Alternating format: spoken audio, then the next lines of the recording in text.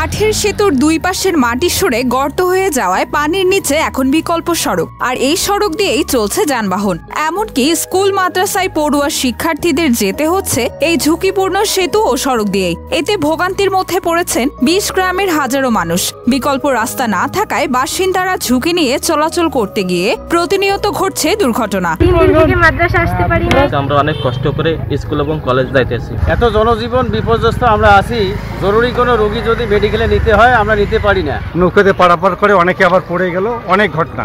নীলফামারীর ডিমলায় নাওতারা ডিমলা পাকা সড়কে নির্মাণাধীন আরসিসি গার্ডার সেতুর পাশে বিকল্প সড়ক ভেঙে তলিয়ে গেছে। গত ৫ দিন ধরে সড়কে সব ধরনের ভারী যানবাহন চলাচল বন্ধ আছে। রাস্তার অবস্থা খুব বেহাল দশা। পুল হচ্ছে বলে আজকে ৩-৪ বছর হয়ে যাচ্ছে। খুব কষ্টে করতেছি ভাই। এদিকে খালের পানিতে স্রোত থাকায় নতুন করে বিকল্প সড়ক সংস্কার করতে পারছে না ঠিকাদার। স্থানীয়দের অভিযোগ, পুরনো সেতুর ভাঙা সামগ্রী দিয়ে অপরিকল্পিতভাবে নিচু সড়ক নির্মাণ করায় পানির স্বাভাবিক প্রবাহ বাধাগ্রস্ত হচ্ছে। এই কারণে সামান্য বৃষ্টিতেই বিকল্প সড়কটি তলিয়ে যায়। আমরা এই এলাকার লোক যে দুর্ভোগত পড়ছি, এমন রাস্তা নিচে করছে আমরা পার হওয়ার পাইছি না। আমরা এত ক্ষতিগ্রস্ত হয়েছি সেটা বয়ান করা যায় না বাবা। অনেকে সেতু গতকাল তো পড়ে গেছে, কয়েকজন মহিলা ধান থেকে। এটা অত্যন্ত দুঃখজনক। এত সুন্দর এটাই কোনো আর লোকজন আসে নাই। বন্যার কথা মনে করে যদি কাজ করতো তাহলে একটু রাস্তাটা উঁচু করলে মোটামুটি একটু সুন্দর হতো। নাওতারা সড়কের সোনামনির ভাঙা এলাকায় ৬০ মিটারের একটি আরসিসি গার্ডার সেতুর নির্মাণ কাজ করছে স্থানীয় সরকার প্রকৌশল অধিদপ্তর। ১ বছর আগে সেতুর নির্মাণ কাজ শুরু হয়েছে। ৫,৯৩,লাখ টাকা বরাদ্দে কাজটি পেয়েছে ঠিকাদারি প্রতিষ্ঠান রহমান এস হোসেন। তবে সাব ঠিকাদার হিসেবে কাজ করছেন শরীফুল ইসলাম নামের এক ব্যক্তি। পুরনো বেইলি সেতু ভাঙার আগে সেতুর পাশে বিকল্প সড়ক ও ১০ থেকে ১২ ফুট লম্বা দুটি কাঠের সাঁকো নির্মাণ করা হয়। নির্মাণাধীন সেতুর বিকল্প সড়ক দিয়ে যানবাহন চলাচল করছিল। কয়েকদিন ধরে টানা ভারী বর্ষণে সেতুর নিচের খাল ও ফসলি মাঠ পানিতে ডুবে যায়। মাঠের পানির চাপে গত বৃহস্পতিবার রাতে নির্মাণাধীন সেতুটির বিকল্প সড়ক পানির নিচে তলিয়ে যায়। নড়বড়ে কাঠের সেতুর দুই পাশের সংযোগ স্থানের মাটি ধসে গিয়ে গর্তের সৃষ্টি হয়। ফলে ওই সড়ক দিয়ে যানবাহন চলাচল বন্ধ হয়ে যায়। এতে ভোগান্তির মধ্যে পড়েছেন এই সড়কে চলাচলকারী লোকজন ও শিক্ষার্থীরা। এই রাস্তা নিয়ে খুব ভেজাল, গাড়ি ঘোড়া যায় না।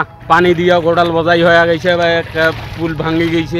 এখন সালাড়ি দিয়েও ঘুরিন নাগে, ফুটিবাড়ি দিয়েও ঘুরিন নাগে। এই সড়ক দিয়ে দুই ইউনিয়নের হাজারো মানুষ ও সব ধরনের যানবাহন চলাচল করে। যেহেতু নির্মাণাধীন সেতুর দুই পাশে নিচু, তাই পানি নিষ্কাশনের ব্যবস্থা রেখে উঁচু করে বিকল্প সড়ক নির্মাণ করা দরকার। পানি নিষ্কাশনের পর্যাপ্ত ব্যবস্থা ও সড়ক উঁচু থাকলে বর্ষা মৌসুমে এই ভোগান্তিতে পড়তে হতো না, এমনটাই বলছেন স্থানীয়রা। যেহেতু কাঠের ব্রিজটাও নষ্ট হয়ে গেছে, কারণ সামনে হচ্ছে প্রতিষ্ঠান, মাদ্রাসা আছে এবং কেজির স্কুল আছে। আবার ডিমলা তো আমাদেরকে যাওয়াই লাগে, কারণ কয়েকটা ইউনিয়ন মিলে কিন্তু এইটা হচ্ছে মেন রোড। এই রোডটা ভালো না হওয়ার কারণে, ব্রিজটা নষ্ট হওয়ার কারণে আমরা অতিরিক্ত ভোগান্তির মধ্যে পড়ে গেছি। বিকল্প কোনো রাস্তা, সেই রাস্তাগুলো তেমন ভালো না। আমরা খুব বিপদের মুখে আছি। এটা আসলে সম্পূর্ণ ঠিকাদার এবং যারা কাজ করতেছে তাদের দোষ। দরপত্র অনুযায়ী সড়ক নির্মাণ করা হয়েছে। টানা ভারী বর্ষণে মাঠ ও খাল পানিতে ভরে গেছে। এই কারণে বিকল্প সড়কের উপর দিয়ে পানি প্রবাহিত হচ্ছে। এখনো পানির স্রোত যাচ্ছে। স্রোত কমলে সড়ক সংস্কার করা হবে বলে জানান সেতুর ঠিকাদার শরীফুল ইসলাম। পানি বেশি হয়ে গেছে, তাই কয়েকদিন কন্টিনিউ বৃষ্টি হয়ে গেল। বৃষ্টি কমে গেলে এখন ওটা ঠিক করে দেবো। ওটা আমরা যে পাইপ দেওয়া আছে ধরা ডিজাইনে, সে পাইপ দিয়েও ইনসাফিসিয়েন্ট, পানি যাচ্ছিল না। তারপরে আমরা ওই জন্য কাঠের এক্সট্রা ভাবে ঠিকাদারকে রিকোয়েস্ট করিয়ে কাঠের সেতু দিচ্ছি। এখন ওখানে কিছু কিছু লোকজন আছে, ব্রিজটা তুলি ফেল দিয়ে ওরা নৌকা চালাবে কয়েকদিন বৃষ্টির জন্য। এরা রাতে আছে, রাতে নিয়ে গেছি, বাতা টাতা কিছু খুলছে। যাই হোক, এখন পানি কমে গেছে, আমরা ওটা রেক্টিফিকেশন করেছি।